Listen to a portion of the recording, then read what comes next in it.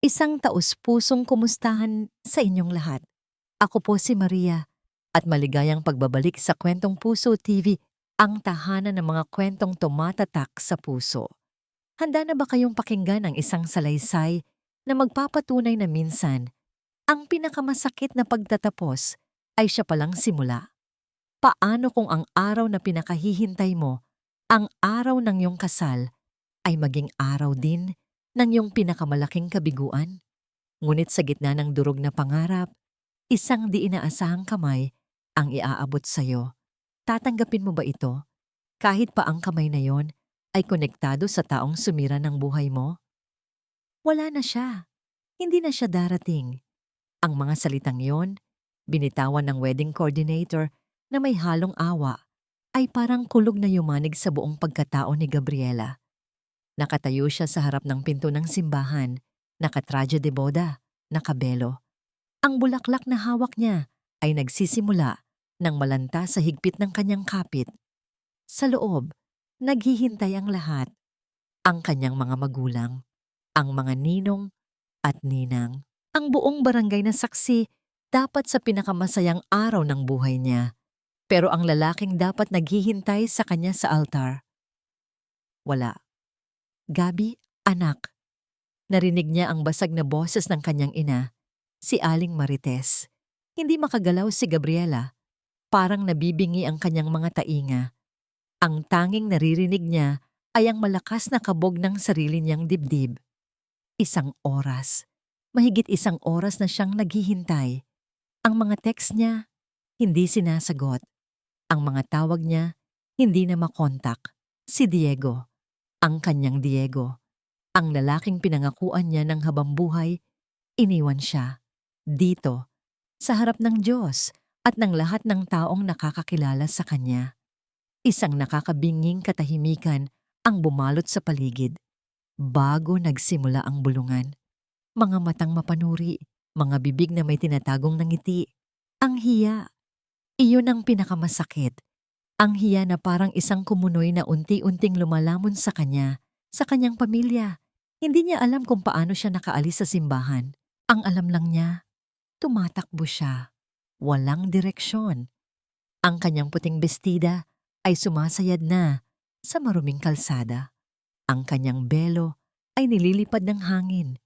Nanginginig ang buo niyang katawan, hindi sa lamig, kundi sa sakit, sa galit.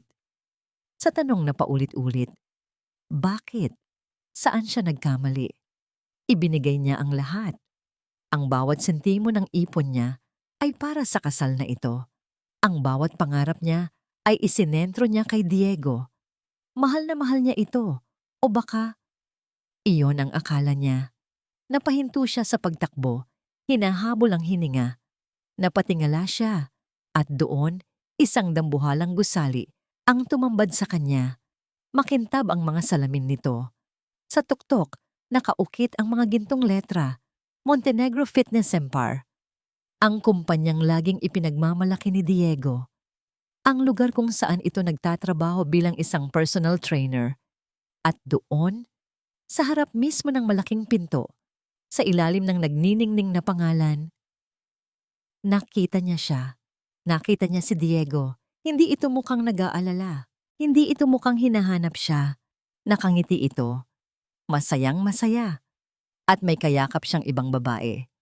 Isang babaeng nakapulang bestida, nakasabit ang braso sa leeg ni Diego na para bang pag-aari niya ito.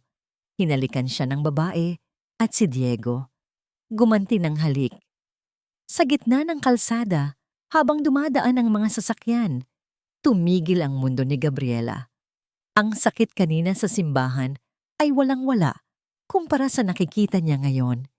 Hindi lang pala siya iniwan. Ipinagpalit siya. Niloko siya.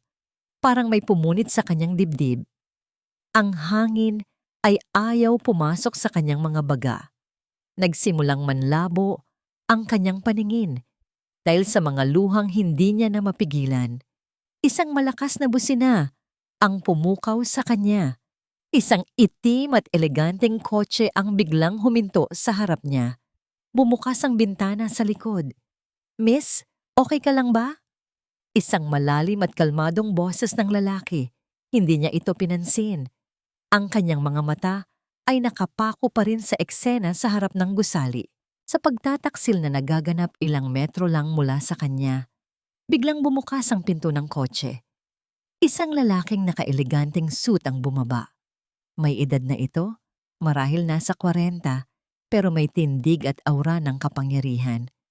Ang mukha nito ay nagpapakita ng tunay na pag-aalala. Sinundan ng lalaki ang tinitingnan ni Gabriela. Nakita niya si Diego at ang baba. Nakita rin niya ang wedding gown ni Gabriela. Mabilis niyang pinagtagpi-tagpi ang lahat. "Halika na, miss. Delikado dito," sabi ng lalaki. Hinawakan siya ng marahan sa braso. "Ihahatid kita kung saan mo man gustong pumunta." Parang isang manikang walang buhay, nagpatianod si Gabriela. Iginiya siya ng lalaki papasok sa malamig na loob ng sasakyan nito. Isinara nito ang pinto. Bago pa andarin ng driver ang kotse, isang huling sulyap ang ibinigay ni Gabriela sa labas. Nakita niya si Diego na napatingin sa direksyon nila. Saglit, nagtama ang kanilang mga mata. Walang gulat, walang pagsisisi. Tanging pagkainis na para bang si Gabriela pa ang istorbo sa masayang sandali nito. Pagkatapos, tumalikod ito at ipinagpatuloy ang paghalik sa babae na para bang si Gabriela ay isang basurang dumaan lang sa paningin niya. Napasandal si Gabriela sa upuan. Humagulgol siya. Isang iyak na nagmumula sa pinakailalim ng kanyang durog na puso. Habang umaandar palayo ang sasakyan, dumaan ang mga mata niya sa logo na nakaukit sa gintong plaka sa gilid ng gusali. Ang pangalang kanina lang ay wala namang kahulugan sa kanya. Montenegro. Bigla, parang may kung anong malamig na bagay ang gumapang sa kanyang likod. Montenegro. Iyon ang apelyido ng big boss ni Diego. Ang may-ari ng buong kumpanya na madalas ikwento nito na hindi pa niya nakikita. Dahan-dahan, nilingon niya ang lalaking tahimik na nakaupo sa tabi niya. Ang lalaking nagligtas sa kanya mula sa gitna ng kalsada. Ang mukha nito ay kalmado, ngunit ang mga mata ay puno ng awa. At sa sandaling iyon, alam na ni Gabriela. Ang mabuting taong tumutulong sa kanya ngayon ay ang amo mismo ng lalaking sumira sa buong buhay niya. Walang nagsalita sa buong biyahe. Ang tanging maririnig sa loob ng maluwag na sasakyan ay ang mahinang tunog ng aircon at ang pigil na paghikbi ni Gabriela. Bawat patak ng luha niya ay parang asido na sumusunog sa kanyang pisngi. Paalala ng kahihiyang sinapit niya. Nakatingin lang siya sa labas ng bintana, pinapanood ang mga gusali at taong nagdaraan na parang mga anino sa isang panaginip na ayaw siyang gisingin. Hindi nagtanong ang lalaking katabi niya. Hindi ito nagsalita. Hinayaan lang siya nitong ilabas ang sakit sa paraang alam niya.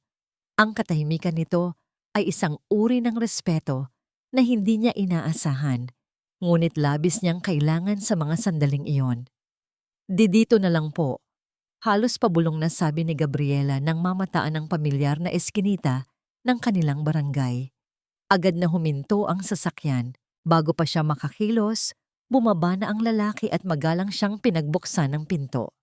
Paglabas niya, ang malamig na hangin ng sasakyan ay napalitan ng maalinsangang hangin ng hapon at kasabay nito ang mga mapanuring mata ng kanyang mga kapitbahay.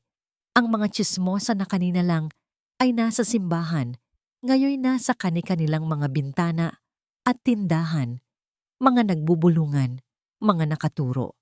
Ang suot niyang traje de boda na dapat sana'y simbolo ng kanyang tagumpay, ngayon naging kasuotan ng kanyang kabiguan.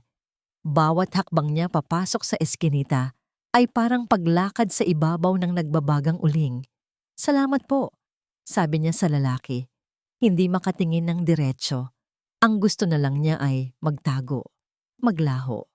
"Walang anuman," sagot nito, at may iniabot sa kanyang isang maliit na card. "Kung may kailangan ka, huwag kang mag-atubiling tumawag. Ako si Rafael Montenegro."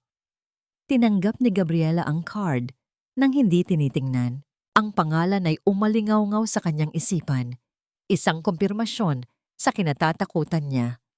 Tumangulang siya at nagmamadaling naglakad papunta sa kanilang maliit na bahay. Narinig niya ang pagsara ng pinto ng kotse at ang marahang pag-andar nito palayo. Pero hindi na siya lumingon. Pagbukas niya ng pinto, ang mukha ng kanyang ina ang sumalubong sa kanya. Si Aling Marites, ang mga mata nito'y namumugto, pinaghalong galit at awa. Sa likod nito, ang kanyang ama ay nakaupo sa isang sulok, nakayuko, parang pinagsakluban ng langit at lupa. Ang mga natirang pagkain para sa handaan ay nakatakip pa rin sa mesa. Isang malungkot na paalala ng selebrasyong hindi na nangyari. Gabriela, simula ng kanyang ina. Pero hindi na nito naituloy. Napalitan ng pag-aalala ang mukha nito nang makita ang itsura ng anak. Ang putik sa laylayan ng bestida, ang gusot na buhok, ang walang buhay na mga mata. Niyakap siya ni Aling Marites, isang mahigpit na yakap. At doon, sa balikat ng kanyang ina, muling bumuhos ang lahat ng luha ni Gabriela. Sa sinabi ko na sa'yo, anak, humihikbing sabi ni Aling Marites, hindi mapagkakatiwalaan ang mga lalaking yan. Masyado kang nagtiwala. Tingnan mo ang ginawa sa'yo. Ang bawat salita ay parang karayom na tumutusok sa puso ni Gabriela. Alam niyang pag-aalala lang iyon. Pero sa pandinig niya, tunog paninisi. Kasalanan ko. Kasalanan ko ang lahat. Kumawala siya sa yakap at walang imik na naglakad papunta sa kanyang kwarto. Ang kwartong inayos niya para sa unang gabi nila ni Diego bilang mag-asawa. Nakasabit pa sa pader ang isang maliit na frame na may lamang litrato nilang dalawa. Masayang nakangiti. Kinuha niya iyon at walang emosyong ibinalibag sa sahig. Nagkalat ang bubog. Isinara niya ang pinto at isinandal ang sarili. Doon sa dilim, sa katahimikan ng kanyang munting silid, naramdaman niya ang tunay na bigat ng lahat. Hindi lang ang puso niya ang nawasak, pati ang pangarap niya, ang tiwala niya, ang dangal ng pamilya niya. Ilang oras siyang nakaupo lang sa sahig, nakayakap sa kanyang mga tuhod. Hindi siya kumain, hindi siya uminom. Ang tanging gusto niya ay mawala sa mundong ito. Kinagabihan, may kumatok sa pinto, hindi siya sumagot. Maya-maya, narinig niya ang marahang pag-click ng pinto na bumukas at sumara. Isang sinag ng liwanag ang pumasok saglit bago muling nagdilim ang lahat. 2 araw. 2 araw siyang nagkulong sa kwarto. Ang tanging senyales na may nagmamalasakit pa sa kanya ay ang tray ng pagkain na laging iniiwan sa labas ng kanyang pinto na hindi niya naman ginagalaw. Sa 3 araw, pinilit niyang bumangon. Ang sakit ay nandoon pa rin. Parang isang malaking bato na nakadagan sa kanyang dibdib, pero napalitan na ng manhid na galit ang pagdadalamhati. Kinuha niya ang business card na nasa loob pa rin ng kanyang palad. Rafael Montenegro. CEO, Montenegro Fitness Empire. Tinignan niya iyon ng matagal. Ano ang gagawin niya dito? Itatapon? Susunugin? Anong pakialam ng isang bilyonaryo sa durog na buhay ng isang ordinaryong babae? Siguro ay naawa lang ito. Isang panandaliang pagtulong para gumaan ang konsensya. Habang nakatitig siya sa card, biglang nagring ang kanyang cellphone. Isang unknown number.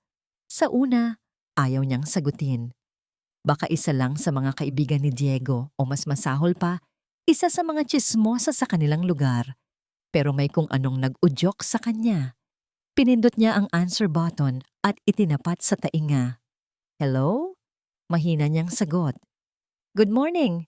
Is this Miss Gabriela Costa? Isang profesional na boses ng babae ang sumagot mula sa kabilang linya. Yes, speaking. Tugon ni Gabriela. This is Liza, the executive assistant of Mr. Rafael Montenegro.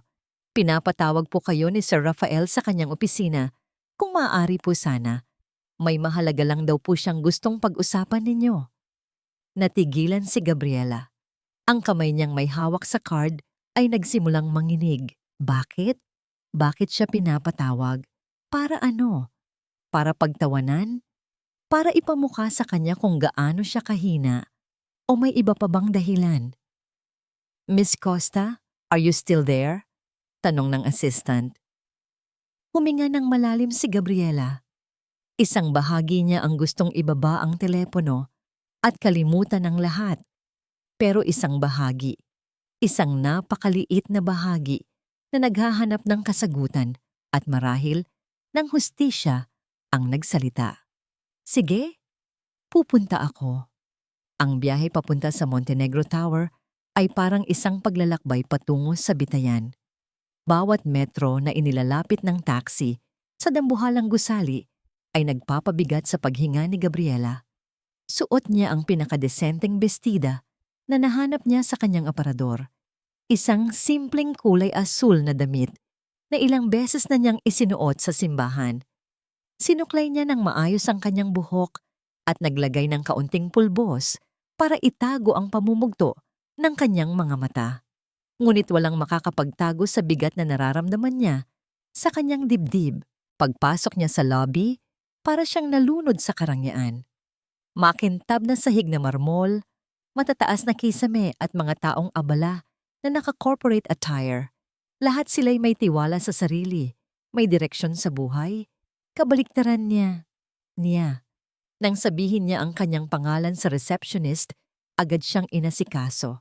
Binigyan siya ng isang visitor's pass at itinuro sa private elevator na diretso sa opisina ng CEO.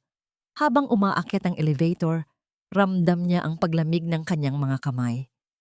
Ano ba itong ginagawa ko? Tanong niya sa sarili. Dapat ay nasa bahay lang siya, nagluluksa. Pero heto siya, papunta sa lungga ng leon, sa opisina ng lalaking may koneksyon sa trahedya ng buhay niya. Bumukas ang pinto ng elevator sa isang malawak at tahimik na palapag. Isang babaeng nakangiti. Si Liza ang sumalubong sa kanya. Miss Costa, welcome. This way please. Hinihintay na po kayo ni Sir Rafael. Iginiya siya ni Liza sa isang malaking pinto na gawa sa kahoy. Bago pa man ito kumatok, bumukas ang pinto mula sa loob. Ngunit hindi si Rafael Montenegro ang lumabas. Isang batang babae. Siguro ay nasa 6 o 7 taong gulang ito. May 2 tirinta sa buhok. Suot ang isang cute na pink na bestida. May hawak itong tablet, ngunit ang mga mata nito, malaki at bilog, ay puno ng isang uri ng lungkot na hindi karaniwan para sa isang bata. Daddy, I'm going to the pantry lang po to get some juice, sabi ng bata. Hindi tumitingin kay Gabriela. Okay, sweetie. Be careful, sagot ng pamilyar na boses mula sa loob. Nagpatuloy sa paglakad ang bata, ngunit bago ito tuluyang makalayo, sandali itong huminto at lumingon kay Gabriela. Tinitigan siya nito mula ulo hanggang paa. Walang emosyon. Pagkatapos ay nagpatuloy na ito sa paglakad. Pasok ka, Miss Costa, sabi ni Rafael, nakatayo na ngayon sa may pintuan. Pumasok si Gabriela sa loob ng opisina. Malawak ito, na may bintanang salamin mula sahig hanggang kisame. Tanaw ang buong syudad. Ang lahat ng gamit ay elegante at mamahalin. Naupo siya sa upuang katapat ng malaking mesa ni Rafael. Pakiramdam niya ay lalo siyang lumiit. Salamat sa pagpunta mo, magalang na sabi ni Rafael. Umupo sa kanyang swivel chair. Alam kong mahirap ito para sa'yo. Hindi sumagot si Gabriela. Hinihintay niya kung ano ang sasabihin nito. Hinihintay niya ang hatol. Huminga ng malalim si Rafael at ang kanyang mukha ay naging seryoso. Hindi na ako magpapaligoy-ligoy pa. Tungkol ito kay Diego Salvador. Sa pagkarinig ng pangalan, napakuyom ang mga palad ni Gabriela sa ilalim ng mesa.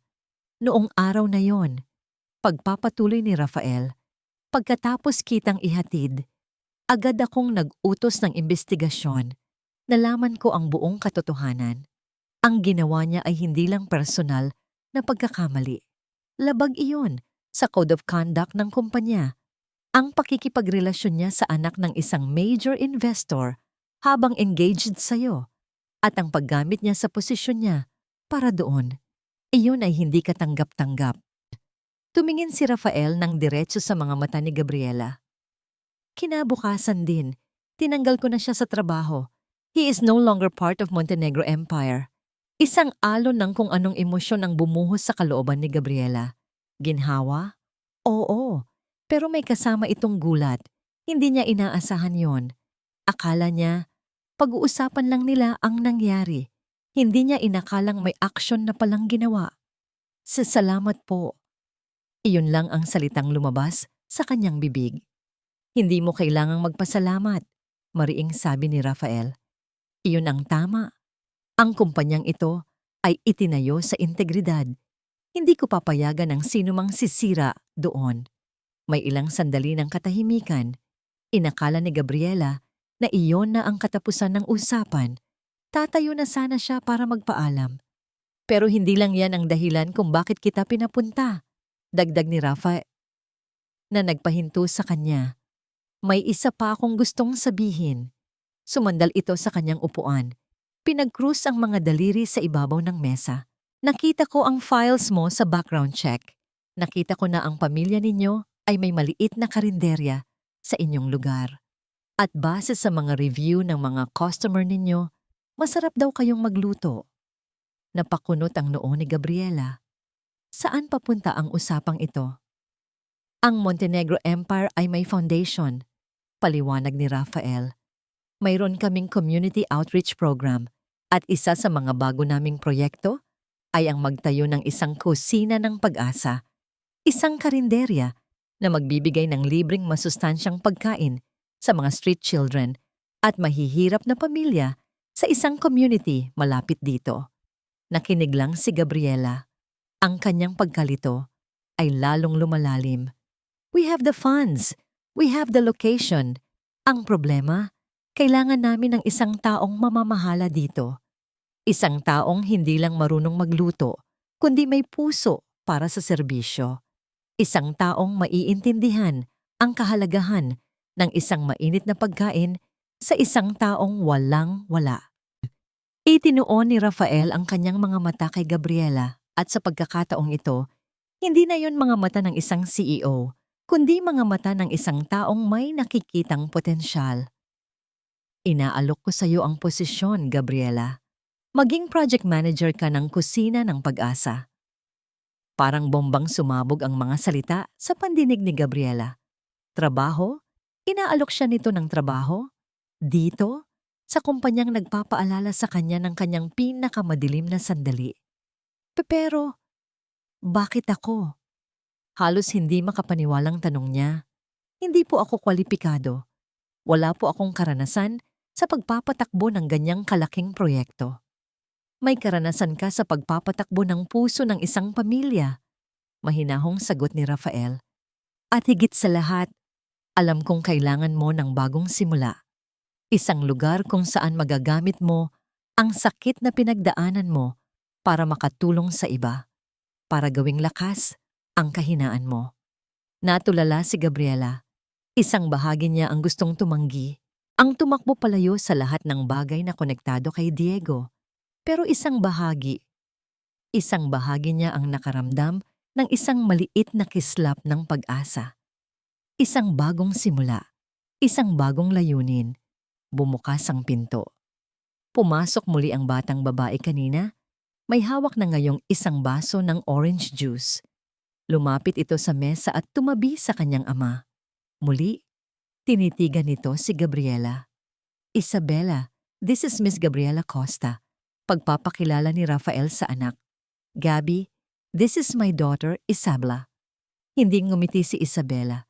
Lumapit ito kay Gabriela at sa gulat ng lahat, inilapag nito sa harap niya ang isang maliit na candy na kinuha nito mula sa kanyang bulsa. Para hindi ka na pumalungkot, sabi nito sa isang maliit, halos pabulong na boses bago nagtatakbong nagtago sa likod ng kanyang ama. Ang simpleng gesto ng isang bata, ang isang pirasong candy, iyon ang bumasag sa pader na itinayo ni Gabriela sa paligid ng kanyang puso. Napatingin siya sa candy. Pagkatapos ay kay Rafael at sa batang sumisilip sa likod nito, isang alok. Isang pagkakataon. Isang di inaasahang sinag ng liwanag sa gitna ng kadiliman. Bago pa man siya makasagot, narinig niya sa kanyang isipan ang boses ng kanyang ina. Ano? Papasok ka sa kumpanya na, yan, utang na loob lang yan, Gabriela. Ginagamit ka lang nila. Ang boses ng pagdududa, ang boses ng takot. Ito ang magiging bagong laban na kailangan niyang harapin. Hindi ka papasok sa trabahong yan, Gabriela, at iyan ang pinal na desisyon. Ang tinig ni Aling Marites ay parang kidlat na gumuhit sa maliit nilang sala. 2 araw na ang nakalipas mula nang kausapin siya ni Rafael Montenegro at 2 araw na rin niyang sinusubukang kumbinsihin ang kanyang ina. Nay, kailangan ko po ito. Mahinahong paliwanag ni Gabriela kahit sa loob-loob niya ay gusto na ring sumigaw. Kailangan kong bumangon. Hindi pwedeng habang buhay na lang akong magmumukmok dito. Bumangon. Sa paanong paraan? Sa pagtanggap ng limos mula sa amo ng lalaking sumira sa'yo? Galit na sagot ni Aling Marites. Hindi mo ba nakikita? Naawa lang sa'yo ang taong yun. O baka naman may iba siyang motibo. Huwag kang maging tanga ulit, Gabriela. Hindi po ito limos. Matigas na sabi ni Gabriela. Nararamdaman ang pag-init ng kanyang pisngi. Trabaho po ito. At tungkol sa pagtulong sa mga bata. Nay, ito na yung pagkakataon para patunayan sa sarili ko na may halaga ako, na hindi ako yung babaeng iniwan lang sa simbahan. Iyon ang mga salitang tumagos sa puso ni Aling Marites. Ang sakit sa mga mata ng kanyang anak. Ang desperadong pagnanais na muling mabuo ang sarili. Huminga ng malalim ang matanda, umiling-iling, at tumalikod. Hindi ito sumagot, pero alam ni Gabriela na sa katahimikan nito, mayroon ng pag-aatubiling pagsuko. Kinabukasan, isinuot ni Gabriela ang kanyang pinakasimpleng blusa at pantalon at buong tapang na sumakay ng jeep papunta sa lokasyon ng kusina ng Pag-asa. Isa itong lumang gusali sa isang medyo magulong komunidad, pero may potensyal ito, malawak at mahangin. Sa unang linggo, naging abala si Gabriela sa pag-aayos. Kasama ang ilang staff mula sa foundation, naglinis sila, nagpintura, at nag-ayos ng mga mesa at upuan. Sa bawat pagbuhos ng pawis, sa bawat pagod na nararamdaman niya sa pagtatapos ng araw, unti-unti niyang nararamdamang nabubuhay siyang muli. Hindi na siya si Gabriela na bride-to-be. Siya na si Gabi, ang project manager. At sa proseso ng pagbangon, may isang maliit na anino na laging sumusunod sa kanya, si Isabela. Pagkatapos ng klase, laging dumadaan sa kusina ang sasakyan ni Rafael para silipin ang progreso ng proyekto. Ngunit ang totoo, si Isabela ang laging unang bumababa, tumatakbo papasok na para bang ito ang sarili niyang palaruan. Sa una, tahimik lang itong nanonood sa isang sulok. Ngunit di nagtagal, nagsimula na itong tumulong sa mga simpleng gawain, nagpupunas ng mesa, nag-aayos ng mga kutsara at tinidor. Isang hapon, habang naghahanda si Gabriela ng merienda para sa mga staff, ang paborito niyang suman na bigas, naupo sa tabi niya si Isabela. Tita Gabi, paano po yan ginagawa? Tanong nito. Ang mga mata ay kumikinang sa pagkamangha. Ngumiti si Gabriela. Kumuha siya ng isang maliit na piraso ng malagkit na kanin at inabot sa bata. Gusto mong subukan? Buong hapon, tinuruan ni Gabriela si Isabela kung paano magbalot ng suman sa dahon ng saging. Ang mga daliri ng bata ay maliliit at medyo malamya, pero puno ito ng determinasyon. Sa isang pagkakataon, habang sinusubukan nitong isara ang dahon, tumalsik ang gata at kumalat sa kanyang pisngi. Sabay silang napatawa. Isang tawang malutong at totoo. Isang tunog na matagal nang hindi naririnig ni Gabriela mula sa sarili niya. Mula sa di kalayuan, pinapanood sila ni Rafael. Nakasandal siya sa hamba ng pinto at isang maliit na ngiti ang sumilay sa kanyang mga labi. Ang tawa ng kanyang anak na huli niyang narinig nung nabubuhay pa ang kanyang asawa ay parang musika sa kanyang pandinig. At ang babaeng nagpatawa dito ay ang babaeng ilang linggo lang ang nakalipas ay umiiyak sa gitna ng kalsada. Ang unti-unting nabubuong koneksyon sa pagitan ni Gabriela at Isabela ay naging tulay. Nagsimulang maging komportable si Gabriela kay Rafael. Hindi na ito ang CEO na amo ng ex-fiancé niya. Ito na si Rafael, ang tatay ni Isabela, ang taong nagbibirong hindi marunong magluto, kaya laging dinadalhan ni Gabriela ng ulam mula sa kanilang karinderya. Naging maganda ang takbo ng lahat. Naging matagumpay ang pagbubukas ng kusina ng Pag-asa. Araw-araw, napupuno ito ng mga batang masayang kumakain. Natagpuan ni Gabriela ang isang bagong pamilya sa mga katrabaho niya at sa komunidad na kanyang pinagsisilbihan. Ang sakit ay nandoon pa rin, pero hindi na ito kasing bigat ng dati. Isang maulan na hapon, habang abala si Gabriela sa paglilista ng mga bibilhin para sa susunod na araw, isang pamilyar na boses ang tumawag sa kanyang pangalan. Gabi. Nabitawan ni Gabriela ang hawak niyang ballpen. Dahan-dahan siyang lumingon. Nakatayo sa may pintuan si Diego. Payat ito. Gulo ang buhok. Ang dating kumpiyansa sa kanyang mga mata ay napalitan ng desperasyon. Mukha itong basang sisiw na tinatakbuhan ng ulan. Parang yelo ang bumalot sa buong katawan ni Gabriela. Lahat ng sakit, lahat ng galit, lahat ng pait na sinubukan niyang ibaon ay biglang bumalik. Anong ginagawa mo dito? Malamig niyang tanong. Lumapit si Diego, ang mga matay nagmamakaawa. Gabi, mag-usap tayo. Patawarin mo ako. Pakiusap. Isang malamig na pader ang agad na itinayo ni Gabriela sa paligid ng kanyang puso. Ang babaeng natutong ngumiti ulit, ang babaeng nakahanap ng bagong layunin, ay biglang naglaho. Ang humarap kay Diego ngayon ay ang babaeng sinaktan niya ng walang awa. Wala na tayong dapat pag-usapan, matigas niyang sabi. Pinulot ang ballpen na nahulog. Sinubukan niyang ipagpatuloy ang pagsusulat, ipinapakitang hindi siya apektado. Kahit ang totoo'y nanginginig ang kanyang mga kamay. Gabi, please. Pagmamakaawa ni Diego, humakbang palapit. Nagkamali ako. Isang malaking pagkakamali. Nabulag ako, Gabi. Handa akong gawin ang lahat, bumalik ka lang sa'kin. Isang mapait na tawa ang kumawala sa lalamunan ni Gabriela. Itinigil niya ang pagsusulat at buong tapang na sinalubong ang mga mata nito. Bumalik sa'yo? Diego, iniwan mo ko sa altar. Ipinagpalit mo ko. Sinira mo ko.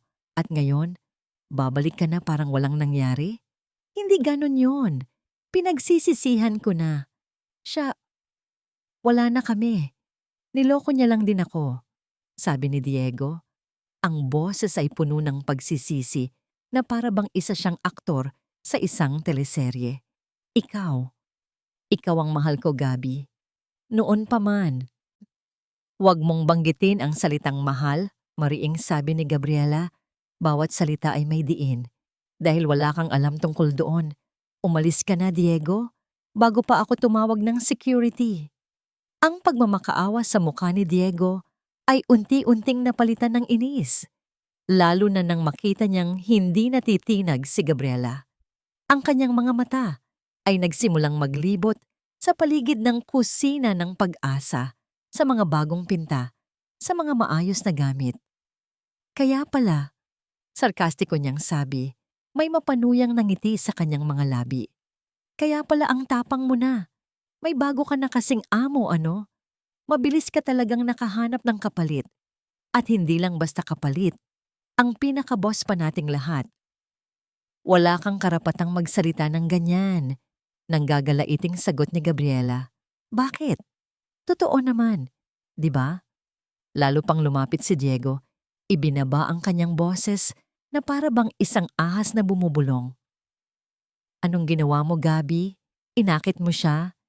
Sinabi mo bang kawawa ka para tulungan kanya? O baka naman, may nangyari na sa inyo kaya binigyan kanya ng proyektong to? Isang malutong na sampal ang dumapo sa pisngi ni Diego. Hindi na nakapagtimpi si Gabriela.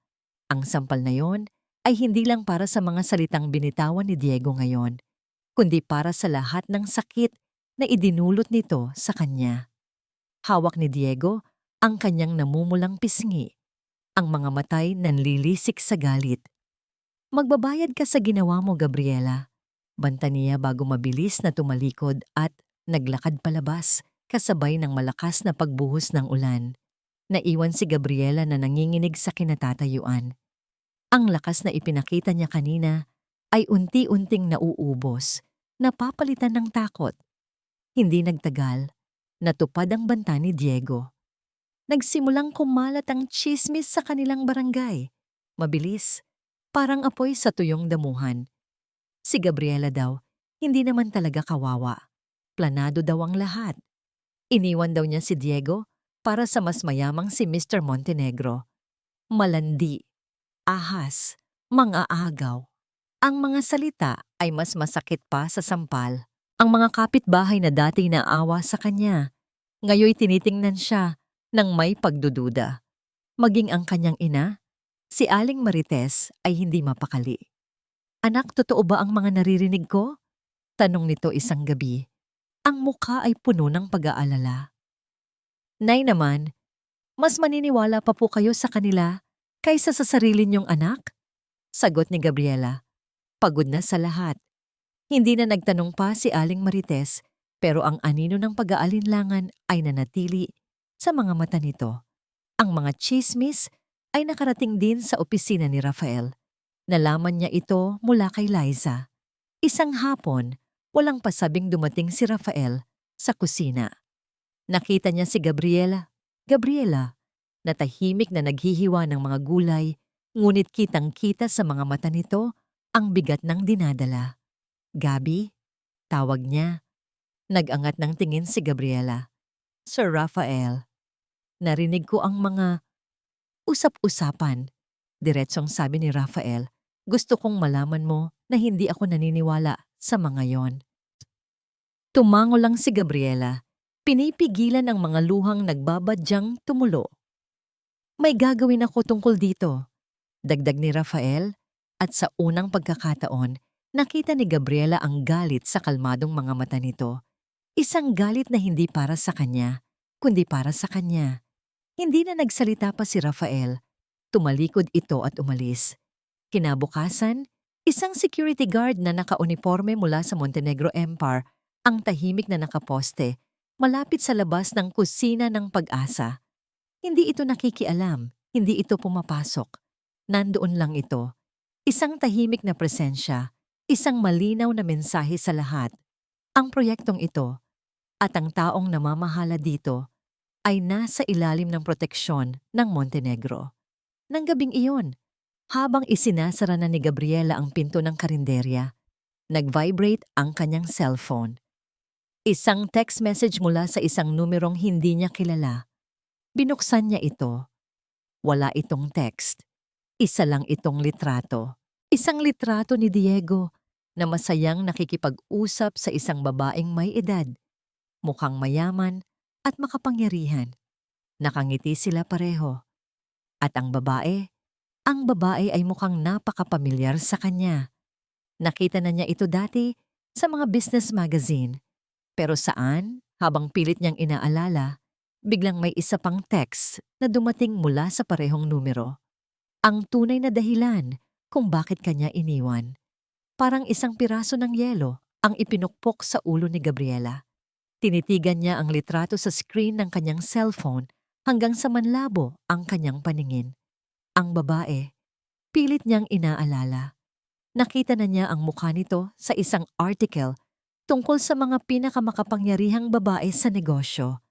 Mabilis niyang binuksan ang kanyang phone browser at nag-type, Top Businesswomen Philippines.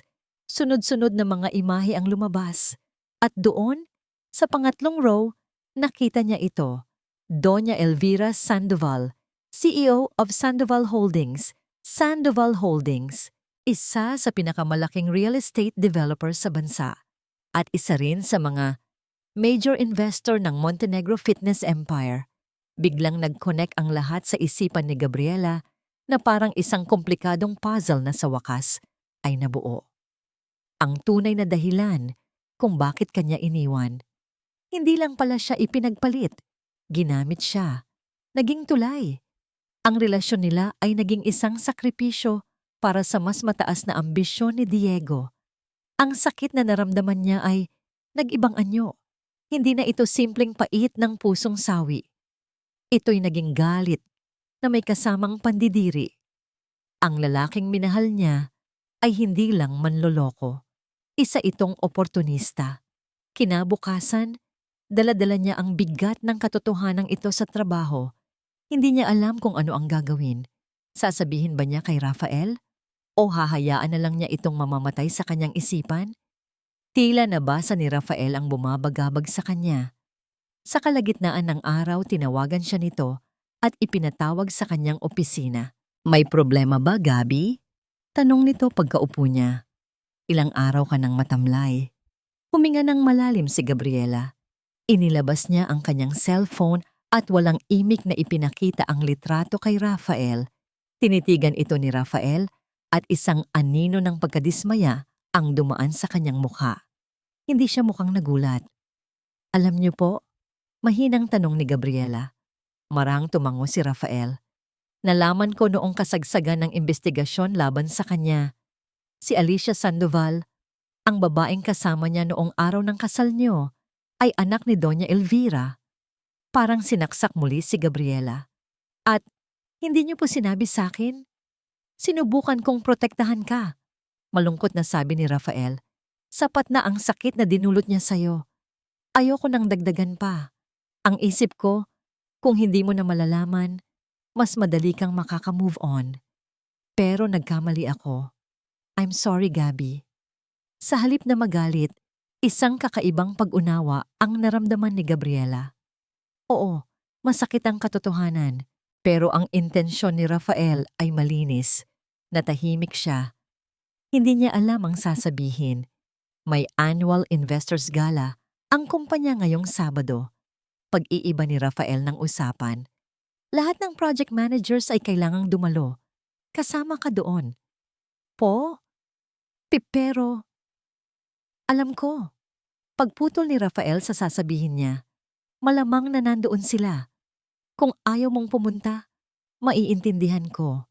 Pero kung gusto mong harapin ito, para matapos na, nandoon ako. Hindi kita pababayaan.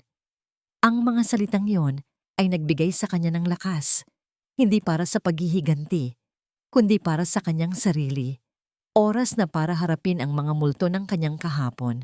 Dumating ang gabi ng Sabado. Sa tulong ng kaunting ipon at panghihiram sa isang kaibigan, nakahanap si Gabriela ng isang simple pero eleganteng itim na bestida. Inayos niya ang kanyang sarili, hindi para maging maganda sa paningin ng iba, kundi para maramdaman ang dignidad sa sarili niya. Ang gala ay ginanap sa isang grand ballroom ng isang 5-star hotel. Nakakasilaw ang mga ilaw, naggagandahan ang mga kasuotan. Pakiramdam ni Gabriela ay isa siyang isdang naligaw sa isang karagatan ng mga pating. Pero sa tuwing hahanapin ng kanyang mga mata si Rafael, ngingitian siya nito mula sa kabilang dulo ng ballroom, isang tahimik na paalala na hindi siya nag-iisa. Sinubukan niyang iwasan sila. Umiikot siya sa mga buffet table, nakikipag-usap sa ibang mga empleyado. Ngunit tila mapaglaro ang tadhana. Sa pag-ikot niya sa isang malaking haligi, muntik na niyang mabangga ang isang babaeng naka-sequined gown, si Alicia Sandoval. At sa likod nito, nakatayo si Diego. Suot ang isang mamahaling suit na halatang hindi kanya. Natigilan silang lahat. Tumingin si Diego kay Gabriela na may halong gulat at inis. Si Alicia naman ay tinitigan siya mula ulo hanggang paa. Isang mapangmatang tingin na para bang sinusuri ang isang hamak na katunggali. So, basag ni Alicia sa katahimikan, isang matamis ngunit makamandag na ngiti ang gumuhit sa kanyang mga labi. Ikaw pala yung pinalitan ko. Hinawakan ni Alicia ang braso ni Diego. Idinidiin ang pag-aari niya dito. Don't worry. Dagdag pa nito, ang boses ay sadyang pinaririnig sa mga taong malapit sa kanila. Mas bagay kami. Ang dating Gabriela ay marahil tatakbo na at magkukulong sa banyo para umiyak. Pero hindi na siya ang dating Gabriela. Huminga siya ng malalim, pinakalma ang kanyang sarili at sinalubong ang tingin ni Alicia. Isang maliit at misteryosong namungiti ang sumilay sa kanyang mga labi bago siya nagsalita. Bagay. Siguro nga, mahinahon niyang sabi. Ang boses ay malinaw at hindi nanginginig. Alam mo, may kasabihan, ang basura ng isa ay kayamanan para sa iba. At pagkasabi noon, walang lingon-likod siyang tumalikod. Iniwan ang dalawang nakanganga at hindi makapaniwala sa kanilang narinig. Ang epekto ng mga salita ni Gabriel ay parang isang malakas na sampal sa ere. Natahimik ang maliit na grupo ng mga taong nakarinig. Si Diego ay namutla, habang ang nangiti sa mga labi ni Alicia ay naglaho, napalitan ng nanlalaking mga mata na puno ng galit at pagkahiya. Nagpatuloy sa paglakad si Gabriela palayo, taas noo. Ang kanyang puso ay kumakabog ng malakas sa kanyang dibdib, isang halo ng takot at tagumpay. Hindi niya akalain na mayroon siyang ganoong tapang sa loob niya. Mula sa di kalayuan, nasaksihan lahat ni Rafael Montenegro. Nakasandal siya sa isang pader, may hawak na baso ng wine at isang hindi maitagong nangiti ng paghanga ang sumilay sa kanyang mga labi. Ang babaeng tinulungan niya dahil sa awa ay nagpapakita ngayon ng isang lakas na hindi niya inaasahan. Hindi na ito isang biktima. Isa na itong mandirigma. Dumaan si Gabriela sa tabi ng kanyang ina na kasama rin sa event. Inimbitahan niya si Aling Marites hindi lang bilang pamilya, kundi para ipakita rito ang mundo na kanyang pinasok. Nakita ni Aling Marites ang buong pangyayari. Nakita niya ang pangmamata ni Alicia at ang panunukso ni Diego. At higit sa lahat, narinig niya ang matapang na sagot ng kanyang anak. Sa unang pagkakataon, ang pag-aalala sa mga mata ni Aling Marites ay napalitan ng purong paghanga. Ang kanyang mahiyaing anak na babae, ang anak na laging umiiwas sa gulo, ay natutong tumayo para sa kanyang sarili. Naramdaman niya ang isang matinding pagmamalaki. Nagpatuloy ang gabi. Pero may nagbago na. Si Gabriela ay hindi na umiiwas. Lumalakad na siya nang may kumpiyansa. Ang mga tingin ng pagdududa mula sa ibang empleyado ay napalitan ng respeto. Ang tsismis tungkol sa kanya ay biglang nawalan ng bigat. Sa pagtatapos ng gabi, nilapitan siya ni Rafael. That was impressive, sabi nito. Ang mga mata'y kumikinang. Kailangan ko lang pong gawin. Sagot ni Gabriela. Medyo nahihiya pa rin. Hindi, maringas sabi ni Rafael. Hindi mo kailangang gawin. Pero pinili mong gawin. Malaki ang pinagkaiba noon. Sa daan pa uwi, tahimik lang si Aling Marites sa loob ng taxi na inerkila ni Gabriela. Pero bago sila bumaba, hinawakan nito ang kamay ng anak. Anak, pasensya ka na, sabi nito. Ang boses ay bahagyang nanginginig.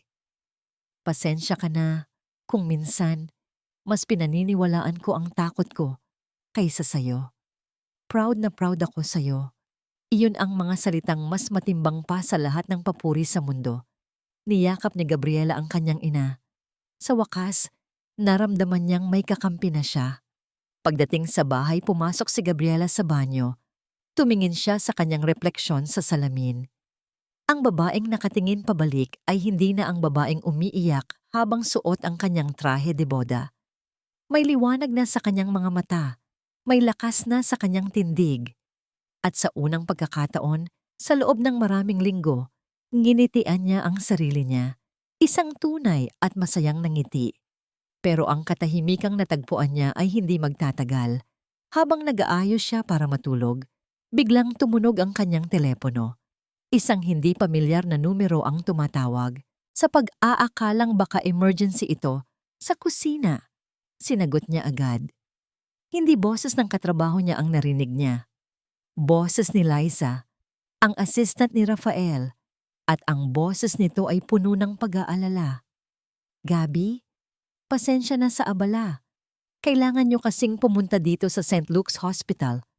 agad-agad. Bakit? Anong nangyari? Kinabahang tanong ni Gabriela. Biglang nanlamig ang buong katawan. Si Isabela, sabi ni Liza. Ang boses ay nag-aalangan. Itinakbo siya ni Sir Rafael dito. Mataas ang lagnat at hindi bumababa. Nabitawan ni Gabriela ang suklay na hawak niya. Pero ang masama, dagdag ni Liza. Sa gitna ng kanyang pagdedeliryo, iisang pangalan lang ang paulit-ulit niyang tinatawag. Huminto saglit si Liza bago itinuloy. Tinatawag kanya Gabi. Paulit-ulit niyang sinasabi, Tita Gabi. Walang segundo ng pag-aalinlangan. Parang isang kidlat na kumilos si Gabriela. Papunta na ako, sabi niya sa telepono. Kasabay ng mabilis na paghila ng kahit anong jacket na maabot niya. Hindi na siya nag-abalang magsuklay o mag-ayos. Ang tanging nasa isip niya ay si Isabela. Paglabas niya ng kwarto, nagtatakang sumalubong sa kanya si Aling Marites. Anak, saan ka pupunta? Gabing-gabi na. Nay, nasa ospital po si Isabela. Kailangan ako doon. Mabilis na paliwanag ni Gabriela habang isinusuot ang kanyang sapatos. Ang pag-aalala ay agad na gumuhit sa mukha ni Aling Marites. Ang batang nakitaan niya ng lungkot sa mga mata. Ang batang nagbigay ngiti sa kanyang anak. Sige na anak, mag-ingat ka. Sumakay ka ng taxi. Ako na ang magbabayad. Ang simpleng mga salitang yon ay nagbigay ng kakaibang lakas kay Gabriela. Hindi na siya nag-iisa sa pag-aalala. Pagdating niya sa St. Luke's Hospital, halos takbuhin niya ang mga pasilyo. Itinuro siya ng nurse sa emergency room kung saan niya natagpuan si Rafael. Nakaupo ito sa isang bench sa labas, nakasubsob ang mukha sa kanyang mga palad. Ang imahe ng makapangyarihang CEO ay naglaho, napalitan ng isang desperadong ama. Rafael, tawag ni Gabriela. Agad na nag-angat ng tingin si Rafael. Ang mga mata nito ay pula at puno ng takot. Gabi, buti dumating ka. Kumusta siya? Tanong ni Gabriela. Ang boses ay nanginginig. Mataas pa rin ang lagnat. Binibigyan na siya ng gamot pero hindi pa rin bumababa. Hirap na sabi ni Rafael. At hindi siya tumitigil sa pagtawag sa'yo. Gabi, hindi ko na alam ang gagawin ko. Sa sandaling iyon, nakalimutan ni Gabriela ang lahat. Ang utang na loob, ang mga tsismis, ang takot. Ang tanging nakita niya ay isang amang nangangailangan ng tulong at isang batang may sakit na tumatawag sa kanya. Pwede ko ba siyang makita? Tumango si Rafael. Pinayagan sila ng nurse na pumasok sa cubicle. Nakahiga si Isabela sa kama. Basa ng pawis ang kanyang noo at namumula ang mga pisngi. May nakakabit na IV sa kanyang maliit na kamay. Kahit sa kanyang hindi mapakaling pagtulog, maririnig ang mahinang pagbigkas nito sa kanyang pangalan. Tita, Gabi. Umupo si Gabriela sa tabi ng kama. Kumuha siya ng isang malinis na bimpo. Binasa ito sa malamig na tubig mula sa pitsel at dahan-dahang ipinunas sa noo ni Isabela. Shh! Andito na si Tita Gabi! Bulong niya. Ang boses ay puno ng lambing na kahit siya ay nagulat. Andito na ako, Isabela. Hindi kita iiwan. Hinawakan niya ang maliit na kamay ng bata. Mainit ito. Nag-aapoy sa lagnat. Dahan-dahan niya itong hinaplos, paulit-ulit, habang kinakausap ito sa mahinang boses. Kinukwentuhan niya ito tungkol sa kusina, tungkol sa mga batang masayang kumakain, tungkol sa suman na hindi pa nila natatapos gawin. Mula sa gilid ng kwarto, tahimik na nanonood si Rafael. Pinapanood niya ang paraan ng pag-aalaga ni Gabriela, ang natural na pagmamahal na lumalabas dito. Isang bagay na hindi kayang bilhin ng pera. Isang bagay na matagal nang hinahanap ng kanyang anak. At niya, lumipas ang mga oras. Si Gabriela ay hindi umalis sa tabi ni Isabela. Siya ang nagpalit ng bimpo, siya ang nag-check ng temperatura, siya ang nagbigay ng katiyakan sa batang hindi mapakali. Maya-maya, may kumatok sa pinto. Pumasok si Aling Marites, may dalang isang malaking bayong. Nay, gulat na tanong ni Gabriela. Hindi ako mapakali sa bahay, sabi ni Aling Marites. Lumapit ito at tiningnan si Isabela. Ang puso niya ay nakaramdam ng awa. Pagkatapos ay bumaling siya kay Rafael. Hiho, kumain ka muna. Nagdala ako ng mainit na arroz caldo. Natigilan si Rafael. Tiningnan niya ang matandang babae na dati ay puno ng pagdududa sa kanya. Ngayon, narito ito sa gitna ng gabi. Nag-aalala, hindi lang para sa anak nito, kundi para na rin sa kanila. Sa salamat po, Aling Marites, nautal niyang sabi. Tinatanggap ang lalagyan ng pagkain. Inilabas ni Aling Marites ang isa pang maliit na lalagyan. Para sa'yo, anak, sabi nito kay Gabriela. Kailangan mo rin ng lakas. Umupo si Aling Marites sa isang silya sa sulok. Hindi na ito nagsalita. Nandoon lang ito, isang tahimik na suporta. Sa sandaling iyon, sa loob ng maliit at puting kwarto ng ospital, ang lahat ng pader sa pagitan nila ay gumuho. Ang CEO, ang dating fiancé, at ang mapanghusgang ina. Lahat sila ay naging iisa, mga taong nagmamalasakit sa isang batang may sakit. Ilang sandali pa, pumasok ang doktor. Tiningnan nito ang chart. Sinuri si Isabela. Sumimangot ito. Mr. Montenegro, mukhang kailangan nating gawin ang ilang karagdagang tests, sabi ng doktor. Ang boses ay seryoso. Hindi ito mukhang simpleng lagnat lang. Tumingin ito kay Rafael. Ang lagnat niya ay maaaring sintomas ng isang mas malaking problema. Posibleng isang komplikasyon na may kinalaman sa kanyang congenital heart condition. Ang mga salita ng doktor ay parang bombang sumabog sa tainga ni Rafael. Ang kondisyon na yon ang naging dahilan kung bakit nawala ang kanyang asawa. Ang pinakatatago-tago niyang sikreto, ang pinakamalaki niyang kinatatakutan, ay bigla na lang lumitaw para muling takutin siya. Napatingin siya kay Gabriela at sa mga mata niya, nakita nito ang isang uri ng takot na higit pa sa pag-aalala ng isang ama. Ito ang takot ng isang taong malapit nang mawalan ng lahat. Ulit, isang nakakabinging katahimikan ang bumalot sa kwarto. Ang mga salitang congenital heart condition ay nanatiling nakalutang sa hangin, mabigat at puno ng pangamba. Si Aling Marites ay napahawak sa kanyang dibdib, habang si Gabriela naman ay napahigpit ang hawak sa kamay ni Isabela na para bang sa ganoong paraan ay maibibigay niya ang sarili niyang lakas sa bata. Si Rafael ay parang naging bato sa kanyang kinatatayuan. Ang kulay ay nawala sa kanyang mukha. Ang mga mata niya ay nakapako sa natutulog na si Isabela. Ngunit ang isip ay malinaw na nasa isang madilim na nakaraan. Matapos magbigay ng karagdagang instruksyon sa mga nurse, umalis ang doktor, ipinangakong babalik kapag nakuha na ang resulta ng mga unang pagsusuri. Rafael?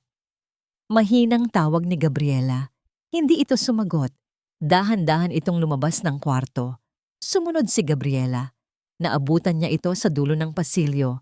Nakasandal sa pader. Nakatingala sa kisame na para bang humihingi ng tulong sa langit. Hindi ko alam na may kondisyon si Isabela, sabi ni Gabriela, maingat sa bawat salita. Huminga ng malalim si Rafael, isang nanginginig na paghinga. Iilang tao lang ang nakakaalam. Ayokong tratuhin siya na parang babasagin. Gusto kong magkaroon siya ng normal na buhay hanggat maaari. Tumingin ito kay Gabriela at sa unang pagkakataon, nakita niya ang buong kahinaan ng isang lalaking laging mukhang matatag.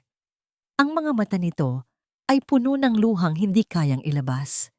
Ang asawa ko, si Marisa, mayroon din siyang ganoong kondisyon. Halos pabulong niyang sabi.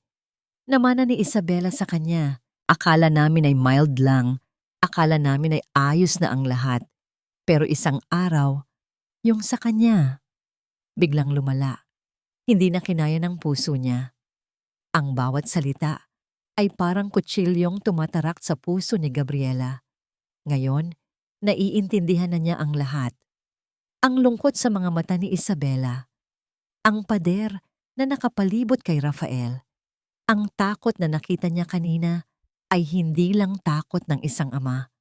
Ito ang trauma ng isang biyudong malapit ng danasin muli ang pinakamasakit na bahagi ng kanyang buhay.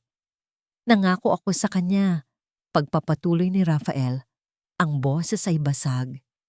Nangako ako kay Marisa, bago siya mawala, na aalagaan ko si Isabela, na hindi ko hahayaang may mangyaring masama sa kanya. Gabi, natatakot ako. Natatakot akong mabigo ulit. Sa sandaling iyon, walang CEO, walang project manager. 2 tao lang sila na pinag-ugnay ng sakit at pag-aalala. Hindi siya nagsalita. Sa halip ginawa ni Gabriela ang isang bagay na hindi niya inaasahan sa kanyang sarili. Lumapit siya at marahang hinawakan ang braso ni Rafael. Isang simpleng pagdamay, isang tahimik na mensahe na hindi siya nag-iisa sa laban na ito. Nagulat si Rafael sa ginawa niya, ngunit hindi niya ito inalis. Sa halip, ang tensyon sa kanyang mga balikat ay tila bahagyang nabawasan. Hindi ka mabibigo, Rafael. Matatag na sabi ni Gabriela. Nandito kami. Nandito ako. Hindi natin pababayaan si Isabela. Ang mga salitang iyon, na puno ng katiyakan, ay parang isang angkla sa gitna ng rumaragasang bagyo para kay Rafael. Tumingin siya kay Gabriela at sa mga mata nito, nakita niya hindi lang awa, kundi lakas. Bumalik sila sa kwarto. Si Aling Marites ay nagpasyang umuwi muna para magluto ng masusustansyang pagkain. Ipinangakong babalik agad. Naiwan sina Rafael at Gabriela, 2 bantay sa magkabilang gilid ng kama ni Isabela. Lumipas ang buong magdamag. Salitan silang umidlip sa silya. Sa mga sandaling gising si Gabriela, pinapanood niya si Rafael. Pinapanood niya kung paano nito aayusin ang kumot ni Isabela, kung paano nito hahaplusin ang buhok ng anak. Nakita niya ang isang pagmamahal na dalisay at walang kapantay. At sa puso niya, isang bagong damdamin ang nagsimulang tumubo. Hindi na ito paghanga. Hindi na ito utang na loob. Ito ay isang bagay na mas malalim. Nang mag-uumaga, pareho na silang pagod at puyat. Sa isang sandali ng sobrang antok, habang nakaupo sila sa magkatabing silya, ang ulo ni Gabriela ay dahan-dahang bumagsak at sumandal sa balikat ni Rafael. Nagising si Rafael sa marahang pagdampi na yon. Hindi siya gumalaw. Hinayaan niya lang itong manatili doon. Pinagmasdan niya ang payapang mukha ni Gabriela habang natutulog. Ang babaeng ito, na dumaan sa sarili niyang impyerno, ay narito ngayon. Sinasamahan siya sa kanyang sariling laban. Isang nurse ang pumasok para i-check ang vitals ni Isabela. Sa pagpasok nito, bahagyang naalog ang pinto at nagising si Gabriela. Agad siyang napaayos ng upo, namumula ang pisngi ng mapagtantong nakatulog siya sa balikat ni Rafael. Pasensya na, nahihiya niyang sabi. Isang maliit na ngiti lang ang isinagot ni Rafael. Ayos lang, salamat. Sa pananatili mo dito. May kakaibang init sa pagitan nila. Isang koneksyon na nabuo sa gitna ng mahabang gabi ng pag-aalala. Ngunit sa labas ng tahimik na mundong iyon sa loob ng ospital, may ibang mga mata ang nagmamasid. Ang nurse na pumasok, isang bagitong staff na laging nagrereklamo sa sahod, ay lumabas ng kwarto at naglakad papunta sa isang tagong bahagi ng hallway. Kinuha niya ang kanyang cellphone. Hello, Sir Diego? Pabulong niyang sabi. Opo, ako po ito. Nasa ospital pa rin sila. Mukhang seryoso. Opo, yung bata may sakit daw po sa puso. At yung Gabriela, hindi po umaalis sa tabi nila. Magdamag po siyang bantay. Sa kabilang linya, isang nangiting demonyo ang sumilay sa mga labi ni Diego Salvador. Nawalan siya ng trabaho. Nawalan siya ng babaeng pag-aari dapat ni Alicia. Ang kanyang mundo ay gumuho. Ang natitira na lang sa kanya ay ang pagnanais na makaganti. At ang balitang ito, ang perpektong bala na kailangan niya. Isang batang may sakit, isang babaeng martir, isang mayamang CEO. Ito ang mga sangkap para sa isang eskandalong sisira, hindi lang kay Gabriela, kundi pati na rin sa reputasyon ng taong kumuha ng lahat mula sa kanya. Magaling, sabi ni Diego sa telepono. Ituloy mo lang ang pagmamanman. Bigyan mo ako ng lahat ng detalye at kung makakakuha ka ng litrato nilang magkakasama sa loob, mas malaki ang ibabayad ko sa'yo. Ibinaba ni Diego ang tawag. Naramdaman niya ang pamilyar na kaba ng pananabik. Akala ni Gabriela ay tapos na siya. Akala ni Rafael ay kaya siyang itapon na parang basura. Ngayon, ipapakita niya sa kanilang lahat ang pinsalang kayang gawin ng isang taong wala nang babalikan pa. Ito na ang kanyang huling alas, ang kanyang huling lason, at sisiguraduhin niyang ito ang pinakamatindi. 2 araw ang lumipas. Ang kondisyon ni Isabela ay unti-unting bumubuti. Ang lagnat ay nawala na, at bagamat kailangan pa siyang manatili sa ospital para sa karagdagang obserbasyon, ang nangiti ay nagsisimula nang bumalik sa kanyang mga labi.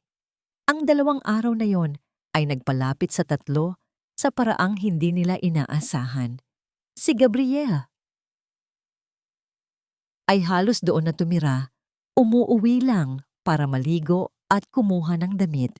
Si Aling Marites ang naging tagapagdala ng masasarap na pagkain at maging siya ay tinatawag na ni Isabela na Lola Rights. Si Rafael naman, sa unang pagkakataon sa loob ng maraming taon, ay naramdamang hindi siya nag-iisang ama. Naramdaman niyang mayroon siyang pamilya. Ang panandaliang kapayapaang ito ay parang isang kalmadong dagat bago ang pinakamalakas na bagyo. Isang umaga, habang nagbabasa ng libro si Gabriela para kay Isabela, nag-vibrate ang cellphone ni Rafael. Isang tawag mula sa kanyang PR head. Ang boses nito sa kabilang linya ay puno ng pag-aalala. "Sir, may problema po tayo. Isang malaking problema." Binuksan ni Rafael ang link na ipinadala sa kanya. At ang kanyang mundo ay gumuho. Isang sikat na gossip blog na kilala sa mga controversial nitong expose ang nag-publish ng isang article. Ang headline ay malaki at nakakainsulto. "Heiress sa panganib. Ginagamit nga ba ng isang gold digger ang anak na may sakit ng bilyonaryong CEO para makapitas ng ginto?" Sa ilalim ng headline, isang malabong litrato na halatang kuha ng patago. Ang litrato ay kuha sa loob ng kwarto ng ospital. Si Gabriela natutulog sa balikat ni Rafael. Sa background, si Isabela na mahinang nakahiga sa kama. Ang article ay puno ng lason. Pinapalabas nito si Gabriela bilang isang tusong manggagamit na sinamantala ang pagkakasakit ng isang inosenteng bata para masigurado ang kanyang pwesto sa tabi ng mayamang CEO. Ginamit nito ang mga tsismis noon sa barangay bilang ebidensya. Inilarawan siya bilang isang babaeng desperada matapos iwan sa altar na nakahanap ng mas malaking isda sa katauhan ni Rafael. Ang sakit sa puso ni Isabela ay pinalabas na resulta ng emotional stress na dulot ng biglaang pagpasok ni Gabriela sa buhay nila. Bawat salita ay isang patalim na tumusok hindi lang sa pagkatao ni Gabriela, kundi pati na rin sa alaala ng malinis na pag-aalaga na ibinigay niya. "Ano yan?" tanong ni Gabriela. Napansin ang biglaang pagbabago sa ekspresyon ni Rafael. Walang imik na iniabot ni Rafael ang telepono. Binasa ito ni Gabriela. Sa una, hindi niya maintindihan. Pagkatapos, habang binabasa niya ang bawat kasinungalingan, naramdaman niya ang pag-akyat ng dugo sa kanyang ulo, kasunod ng isang nakakapanlamig na pakiramdam. Hindi ito totoo. Paano? Sino? Diego. Iyon lang ang pangalang lumabas sa bibig ni Rafael. Ang kanyang boses ay malamig at puno ng galit na hindi pa naririnig ni Gabriela kailanman. Walang ibang gagawa nito. Sa loob ng 1 oras, sumabog ang kwento online. Naging viral ito. Ang comment section ay napuno ng masasakit na salita. Haliparot, gold digger, Desperada, walang kaluluwa, ang mukha niya na kinuha mula sa kanyang lumang social media account ay nakakalat na kung saan-saan. Ang atake ay hindi lang sa kanya. Ang Montenegro Empire ay nadamay. Ang mga tao ay nagsimulang questionin ang integridad ni Rafael. Bakit niya hinayaang mangyari ito? Para kay Gabriela, ang sakit ay mas matindi pa kaysa noong iwan siya sa altar. Noon, ang puso lang niya ang sinira. Ngayon, ang buong pagkatao niya ang dinudurog at ipinapakain sa publiko. Sa kusina ng Pag-asa, ang mga staff niya ay hindi makapaniwala. Hindi totoo yan, giit ng isa. Si Ma'am Gabi ang pinakamabait na taong nakilala ko. Nagtipon sila. Sa sarili nilang paraan, nagsimula silang mag-post sa social media. Mga kwento tungkol sa kabutihan ni Gabriela. Mga litrato niya habang masayang nakikipaglaro sa mga bata sa komunidad. Sinubukan nilang labanan ang agos ng kasinungalingan gamit ang maliliit na patak ng katotohanan. Isang matandang babae na laging kumakain sa kusina ay nag-post ng video. Si Gabi? Masama? Yang batang yan ang nagbigay sa amin ng pag-asa. Huwag ninyong dungisan ang pangalan niya. Ngunit ang boses nila ay napakaliit kumpara sa ingay ng iskandalo. Sa ospital, sinubukan siyang pakalmahin ni Rafael. Huwag mo silang pakinggan, Gabi. Kasinungalingan lang lahat yan. Aayusin ko to. Pero paano? Paano aayusin ang isang reputasyong nasira na? Paano ibabalik ang tiwalang nawala?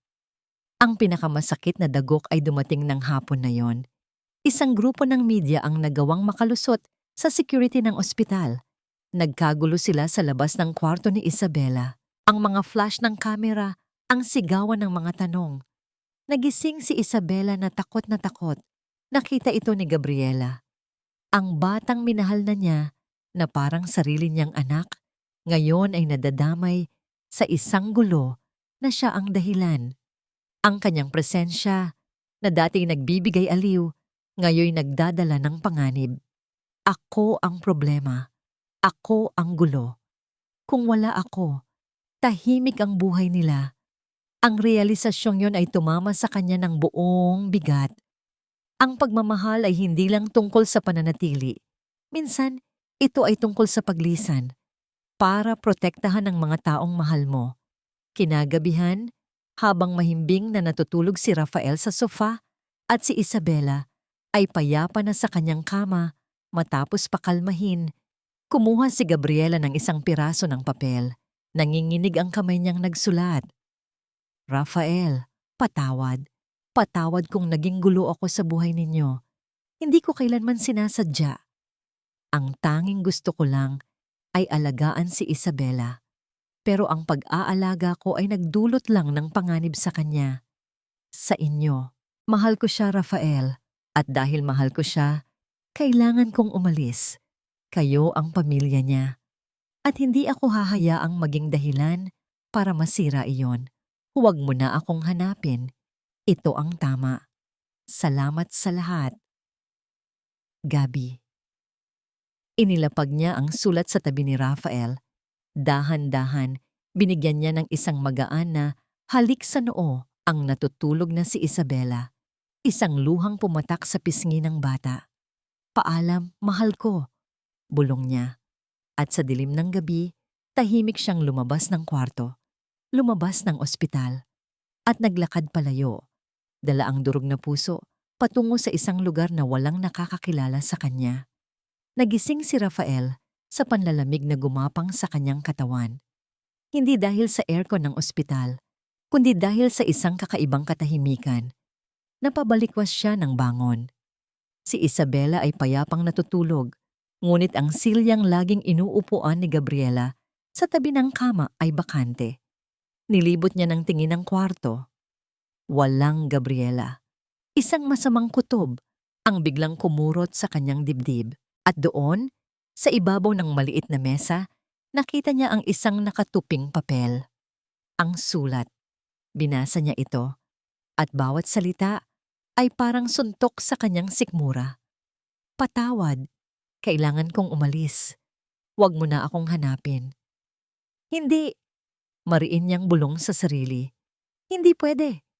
Isang alon ng galit at desperasyon ang sabay na bumuhos sa kanya. Galit kay Diego, galit sa media, at higit sa lahat, galit sa sarili niya dahil hinayaan niyang maramdaman ni Gabriela na kailangan nitong umalis. Mabilis niyang kinuha ang kanyang telepono at tinawagan si Aling Marites. Aling Marites? Si Rafael po ito. Halos hindi niya makilala ang sarili niyang boses. Nandyan po ba si Gabi? Isang sandali ng katahimikan sa kabilang linya. Wala hiho. Sagot ni Aling Marites, bakas ang pag-aalala. Hindi pa siya umuwi mula kagabi. Bakit? May nangyari ba? Umalis po siya. Hirap na sabi ni Rafael. Iniwan niya kami. Hindi na kinailangan ni Rafael na magpaliwanag pa. Sa tono pa lang niya, alam na ni Aling Marites na may malaking problema. Ang dating pagdududa ng matanda kay Rafael ay matagal nang napalitan ng tiwala. Ngayon, iisa lang ang nasa isip nila, ang mahanap si Gabriela. Hiho, pakinggan mo ako. Matatag na sabi ni Aling Marites, ang boses ng isang inang sanay sa krisis. May lugar na madalas puntahan ang batang yan kapag mabigat ang dibdib niya. Isang maliit na simbahan sa probinsya ng lola niya sa Batangas. Doon mo siya subukang hanapin. Isang sinag ng pag-asa. Salamat po, Aling Marites. Maraming salamat. Bago umalis, kailangan munang harapin ni Rafael ang apoy na sinimulan ni Diego. Tinawagan niya ang kanyang PR team. Mag-set kayo ng press conference, ngayon din. Sa loob ng 2 oras, sa lobby mismo ng ospital, humarap si Rafael sa mga kamera. Ang kanyang mukha ay seryoso, walang bakas ng pagod, tanging determinasyon. Magandang umaga sa inyong lahat. Simula niya, ang boses ay kalmado, ngunit may bigat. Tinipon ko kayo dito para linawin ang mga malisyosong paratang na ibinabato laban kay Miss Gabriela Costa. Diretso niyang sinabi ang katotohanan. Ikinuwento niya kung paano niya unang nakilala si Gabriela, wasak at iniwan sa araw ng kanyang kasal. Ikinuwento niya ang tungkol sa kusina ng pag-asa at kung paano nito ibinuhos ang kanyang puso sa proyekto. Si Gabriela Costa ay hindi isang gold digger, mariin niyang sabi. Isa siyang biktima na buong tapang na bumangon. Ang kanyang presensya sa ospital ay hindi dahil sa anumang pansariling interes. Ito ay dahil sa purong pagmamahal bihaha niya sa aking anak na si Isabela, isang pagmamahal na naging ilaw namin sa pinakamadilim na sandali. At pagkatapos, ginawa niya ang isang bagay na hindi inaasahan ng lahat. Ang mga kasinungalingang ito ay gawa ng isang taong desperado, isang dating empleyado na tinanggal sa aking kumpanya dahil sa kanyang hindi makataong gawain. Ngunit hindi ko na pag-aaksayahan ang panahon ng taong yon. Ang mas mahalaga sa akin ngayon. Huminto siya saglit at ang kanyang tingin ay tila tumagos sa lente ng mga kamera na para bang direktang kinakausap si Gabriela nasaan man ito. Ang mas mahalaga sa akin ay ang babaeng nagturo sa akin at sa aking anak kung paano muling umasa. Hindi ko alam kung nasaan siya ngayon. Pero Gabi, kung naririnig mo to, umuwi ka na. Hindi kumpleto ng pamilya namin kung wala ka. Ang kanyang pahayag ay parang isang malakas na alon na tumabon sa apoy ng tsismis. Mabilis itong naging headline, ngunit sa pagkakataong ito, pabor sa kanila. Samantala, sa kwarto ng ospital, nagising na si Isabela. Ang unang hinanap ng kanyang mga mata ay ang pamilyar na mukha na laging nagbabantay sa kanya. Daddy? Mahina niyang tanong. Where's Tita Gabi? Ang tanong ng isang bata. Simple, ngunit tumagos sa puso ni Rafael. Yumuko siya at hinalikan ang noo ng anak. Hahanapin natin siya, sweetie. Pangako, hahanapin natin si Tita Gabi. Matapos masigurong maayos ang kalagayan ng anak, sa pangangalaga ng isang private nurse at ni Aling Marites na kararating lang, Sumakay si Rafael sa kanyang kotse. Walang driver. Siya mismo ang magmamaneho. Binigay niya sa kanyang GPS ang pangalan ng simbahan sa Batangas. Habang mabilis niyang tinatahak ang highway, iisa lang ang nasa isip niya. Mahahanap niya siya. Kailangan niya siyang mahanap. Makalipas ang halos 3 oras na biyahe, narating niya ang isang maliit at tahimik na bayan. Nakatayo sa gitna nito ang isang lumang simbahan na bato. Payapa. Ipinark ni Rafael ang kanyang sasakyan at dahan-dahang naglakad papasok. Malamig at tahimik sa loob. Ang tanging liwanag ay mula sa mga dekolor na salamin ng bintana. At doon, sa isa sa mga bangko sa pinakaharap, malapit sa altar, nakaupo ang isang babae. Nakatalikod ito sa kanya. Ang kanyang mga balikat ay bahagyang nanginginig. Umiiyak ito. Kilala niya ang anyo na yon. Kilala niya ang buhok na yon. Gabi. Mahina niyang tawag. Natigilan sa pag-iyak ang babae. Dahan-dahan, lumingon ito. At sa mga mata ni Gabriela, na puno ng luha at pagod, nakita ni Rafael ang lahat ng sakit, lahat ng sakripisyo, at lahat ng pagmamahal na pilit nitong itinatago. Ang simbahan ay naging saksi sa kanilang tahimik na pagtatagpo. Ang mga nakasabit na imahe ng mga santo ay tila mga manonood sa isang dramang matagal nang dapat matapos. Lumapit si Rafael at naupo sa tabi ni Gabriela. Nag-iwan ng kaunting espasyo sa pagitan nila. Hindi siya galit. Hindi siya naninisi. Ang tanging nakikita niya ay ang babaeng mahal niya na nag-iisip na ang pag-alis ang tanging solusyon. Ang ganda dito, basag ni Rafael sa katahimikan. Ang boses niya'y malumanay. Payapa. Pinunasan ni Gabriela ang kanyang mga luha gamit ang likod ng kanyang palad. Dito ako dinala ng lola ko nung unang beses akong nasaktan dahil sa puppy love, sabi niya. Isang mapait na ngiti ang sumilay sa kanyang mga labi. Sabi niya, kapag mabigat daw ang puso, dito raw dalhin para gumaan. Gumaan ba? Tanong ni Rafael. Umiling si Gabriela. Hindi. Dahil ang bigat, dala-dala ko pa rin. Dinala ko lang dito. Tumingin siya kay Rafael. Ang kanyang mga mata ay puno ng pagkalito. Napanood ko yung press con. Bakit mo ginawa yon, Rafael? Lalo mo lang ginulo ang buhay mo. Dapat hinayaan mo na lang ako. Paano kita hahayaan? Seryosong sagot ni Rafael at ngayon, tumingin na siya ng diretso kay Gabriela.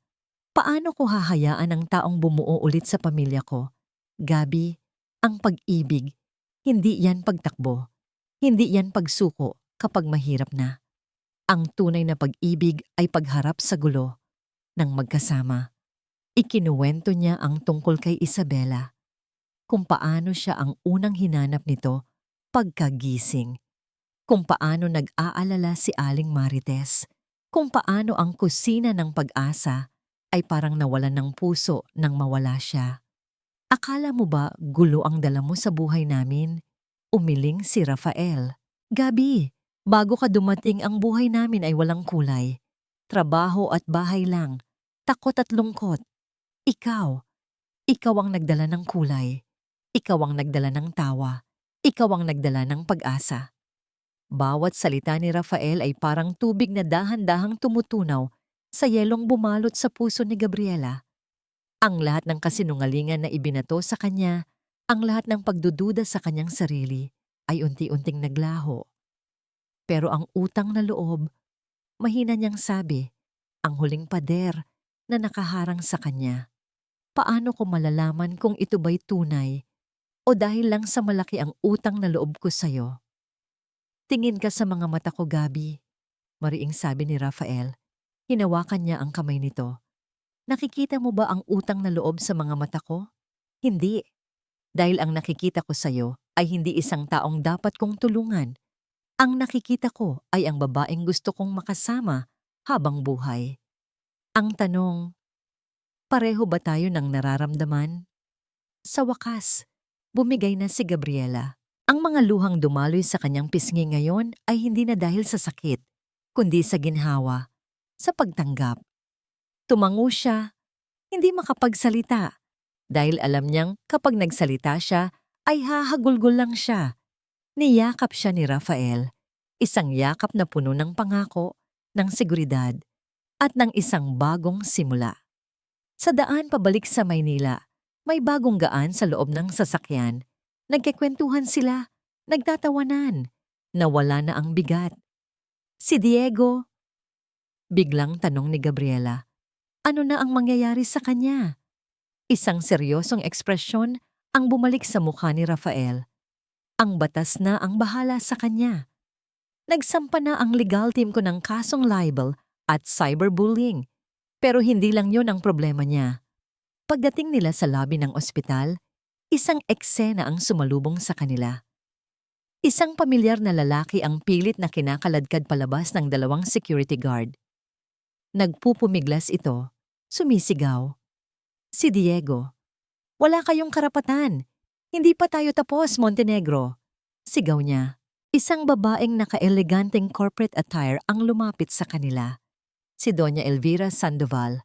Ang mukha nito ay kasing tigas ng bato. Mr. Montenegro, bati nito, bahagyang tumango. Pagkatapos ay bumaling ito kay Gabriela. Ang tingin nito ay malamig. Miss Costa, I apologize for my daughter's behavior and for this parasite's actions. Tumingin ito nang may pandidiri kay Diego. Nang malaman kong ginamit niya ang sakit ng isang bata para sa sarili niyang agenda, ako na mismo ang tumapos sa lahat. Ang Sandoval Holdings ay withdraw na ang lahat ng investment nito sa ilalim ng pangangasiwa ni Alicia. At itong lalaking ito, sisiguraduhin kong hindi na siya makakatrabaho sa kahit saang matinong kumpanya sa buong Pilipinas. Kinaladkad na ng mga gwardya si Diego palayo. Ang mga sigaw nito'y unti-unting humina. Ang kanyang huling lason ay naging lason na pumatay sa sarili niyang kinabukasan. Tumingin si Doña Elvira kay Gabriela sa huling pagkakataon. You are a strong woman. Huwag mong hayaang tapakan ka ng mga tulad nila. At pagkasabi noon, tumalikod na ito at umalis. Naiwan si Rafael at Gabriela nakatayo sa gitna ng lobby. Tapos na ang gulo. Habang naglalakad sila pabalik sa kwarto ni Isabela, hindi nila namalayang magkahawak na pala ang kanilang mga kamay. Sa pagkakataong ito, walang pag-aalinlangan, walang takot. Pagbukas nila ng pinto, isang masayang sigaw ang sumalubong sa kanila. Tita Gabi! Tumatakbong sumalubong si Isabela at niyakap ng mahigpit ang bewang ni Gabriela. Isinubsob nito ang mukha sa kanya na para bang ayaw na niya itong pakawalan. You came back, bulong ng bata. Oo naman, sagot ni Gabriela. Niyakap ng mahigpit ang bata habang lumuluha sa saya. Hindi na ulit aalis si Tita Gabi, pangako. Mula sa likod, nakangiting nanonood si Aling Marites at si Rafael.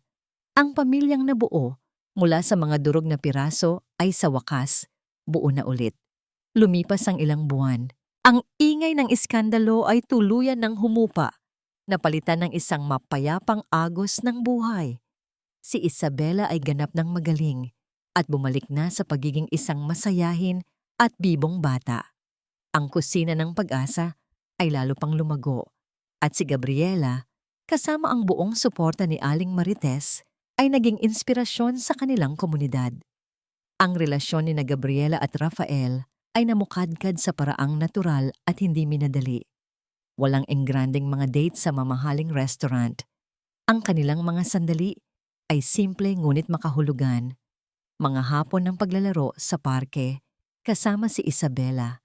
Mga gabi ng pagtulong sa pag-aayos ng mga gamit sa eskwela at mga linggo na sabay-sabay silang nagsisimba.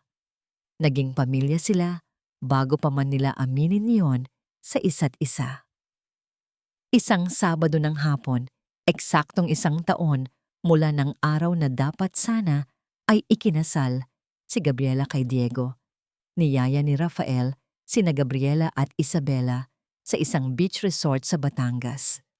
Sinabi niyang para ito sa isang family day out. Ang araw ay perpekto, ang araw ay maliwanag, at ang dagat ay kalmado. Maghapon silang naglaro sa buhanginan, naghabulan sa dalampasigan, at nagtampisaw sa tubig. Ang tawa ni Isabela ay sumasabay sa tunog ng mga alon. Sa unang pagkakataon sa loob ng 1 taon, naramdaman ni Gabriela ang isang dalisay at walang halong kaligayahan. Ang anino ng nakaraan ay tuluyan ng binura ng liwanag ng kasalukuyan. Nang mag-aagaw na ang dilim at kulay kahel na ang langit, naglakad silang 3 sa dalampasigan. Si Isabela ay nasa gitna. Hawak ang mga kamay nilang 2. "Tita Gabi, Daddy," biglang sabi ni Isabela, "can we do this every day?" Nagkatinginan sina Rafael at Gabriela at sabay na napangiti. "Maybe not every day, sweetie," sagot ni Rafael. "But we will have more days like this, I promise." Humanap sila ng isang lugar kung saan matatanaw nila ang paglubog ng araw. Umupo si Gabriela sa buhanginan at isinandal ni Isabela ang ulo nito sa kanyang kandungan. Inaantok na sa pagod. Si Rafael naman ay naupo sa tabi nila. Tahimik nilang pinanood ang dahan-dahang paglamon ng dagat sa araw. Walang nagsasalita. Sapat na ang kanilang presensya para sa isa't isa. Nang tuluyan ng lumubog ang araw at ang mga unang bituin ay nagsimula. Nang sumilip, bumaling si Rafael kay Gabriela. Ang kanyang mukha ay seryoso, ngunit ang kanyang mga mata ay nangungusap ng isang damdaming matagal na niyang itinatago. "Gabi?" Simula niya. "Alam mo ba kung anong araw ngayon?" Tumango si Gabriela. Paano niya makakalimutan? 1 taon. 1 taon. Pag-uulit ni Rafael. 1 taon na ang nakalipas mula noong araw na dapat sana ay maging pinakamasaya sa buhay mo. Pero naging pinakamasakit. 1 taon mula noong una, kitang makita, durog at nawawala. Huminga siya ng malalim. Noong una, awa ang naramdaman ko. Pagkatapos, paghanga.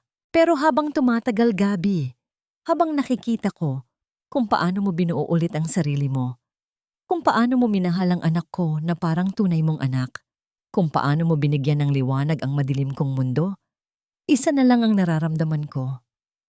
Hinawakan niya ang kamay ni Gabriela. Minahal mo kami noong mga panahong hindi namin kayang mahalin ang sarili namin. Ibinigay mo ang puso mo sa amin, kahit durog pa ang sayo. Pinuno mo ang mga pagkukulang namin. Sa puntong yon, si Isabela, na kunwari tulog, ay dahan-dahang umupo. May kinuha ito mula sa kanyang bulsa. Isang maliit na kahon na pilus. Inabot niya ito sa kanyang ama. "Daddy said it's time," nakangiting sabi ng bata. Kinuha ni Rafael ang kahon. Hindi siya lumuhod. Hindi niya kailangan. Tinitigan niya lang ng diretso ang mga mata ni Gabriela, mga matang puno na ngayon ng luha ng kaligayahan. "Hindi ako nangangako ng isang buhay na perpekto, Gabi," sabi niya. Ang boses ay puno ng sinseridad. Magkakaroon pa rin ng mga problema, magkakaroon ng mga pagsubok, pero nangangako ako na haharapin natin ang bawat umaga. Nang magkasama, binuksan niya ang kahon. Sa loob, isang simpleng singsing na may isang maliit na diamante ang kumikinang sa ilalim ng papalubog na liwanag. "Gabriela Costa, pakakasalan mo ba ako?" Ang tanong ni Rafael ay nanatiling nakabitin sa hangin, kasabay ng malamig na dapyo ng hangin mula sa dagat. Para kay Gabriela, ang sandaling iyon ay surreal. 1 taon na ang nakalipas. Sa ibang lugar, sa ibang pagkakataon, hinintay niya ang isang lalaki na hindi dumating. Ngayon, narito ang isang lalaki na hindi niya hinanap, ngunit dumating sa tamang panahon. Nag-aalok ng isang pangakong mas totoo kaysa sa lahat ng pangarap na nawasak. Ang mga luha ay tuluyan ng bumagsak mula sa kanyang mga mata. Mga luha ng pasasalamat, ng kaligayahan, ng paghilom. Tumingin siya kay Isabela na nakangiti ng pagkatamis-tamis. Pagkatapos ay ibinalik niya ang kanyang tingin kay Rafael na matiyagang naghihintay ng kanyang sagot. Walang salitang lumabas sa kanyang bibig. Sa halip, marahan siyang tumango. Paulit-ulit, isang sagot na mas malakas pa sa kahit anong salita. Oo, sa wakas ay naibulong niya. Ang boses ay basag, ngunit puno ng katiyakan. Oo, Rafael, pakakasalan kita. Isang malawak na ngiti ng ginhawa at kaligayahan ng gumuhit sa mukha ni Rafael. Dahan-dahan niyang kinuha ang singsing at isinuot sa daliri ni Gabriela. Sakto, perpekto. Pagkatapos ay niyakap niya si Gabriela ng mahigpit at si Isabela ay mabilis na yumakap sa kanilang dalawa. Bumubuo ng isang maliit na bilog ng pagmamahalan sa ilalim ng papalubog na araw.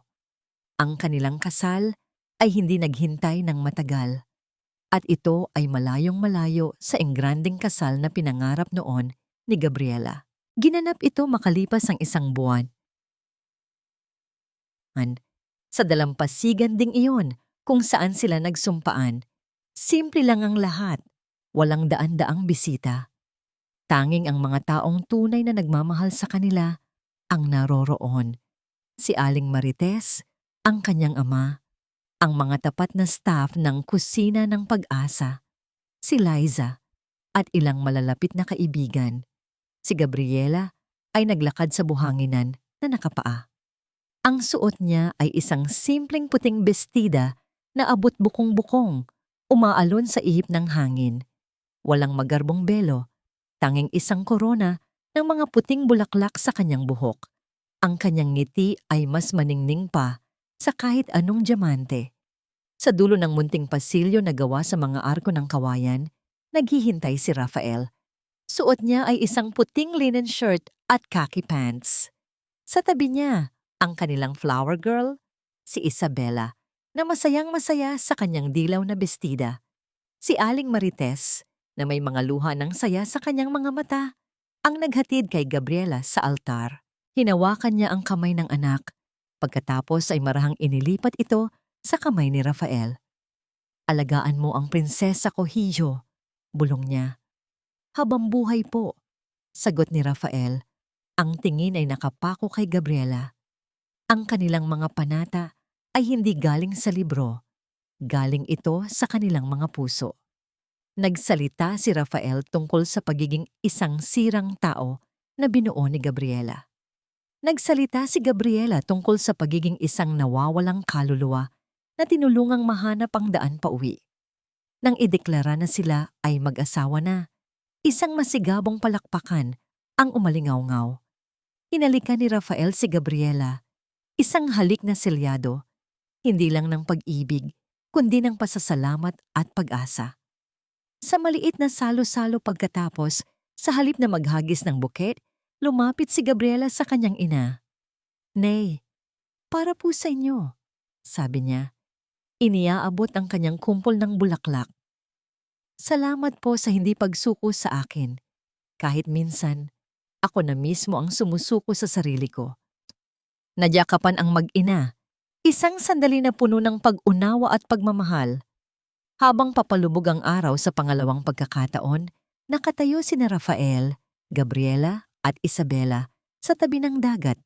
Pinapanood ang pagkulay kahel ng langit. Hinawakan ni Rafael ang kamay ni Gabriela at hinawakan ni Gabriela ang kamay ni Isabela. Hindi ito ang buhay na pinlano ni Gabriela. Mas maganda pa, natutunan niya na minsan, kailangan munang gumuho ang mga pader na itinayo mo para makita ang mas magandang tanawin sa labas. Ang araw na yon, isang taon na ang nakalipas, hindi iyon ang katapusan. Iyon pala ang tunay na simula. Ang simula ng kanyang paglalakbay, pauwi sa isang pamilyang binuo ng tadhana, hindi mula sa pagiging perpekto, kundi mula sa mga durog na piraso na pinagtagpi-tagapi ng pag-ibig. Lumipas pa ang isa pang taon. 2 taon na mula ng araw na yon, ang araw na nabago ang lahat. Nakaupo si Gabriela sa veranda ng kanilang bahay. Tanaw ang malawak na hardin na pinagtutulungan nilang ayusin ni Isabela. Hawak niya ang isang lumang journal at nagsusulat. Ang kanyang buhay ngayon ay malayo sa buhay na kanyang pinlano, pero ito ang buhay na matagal na niyang kailangan. Mahal kong journal, ngayon, 2 taon na ang nakalipas. 2 taon mula noong araw na dapat sana ay maging perpekto sa lahat ng maling paraan. 2 taon mula noong araw na inakala kong gumuho ang mundo ko. Pero ang totoo, iyon pala ang araw na nagsimulang bumuo ng bago ang mundo para sa akin.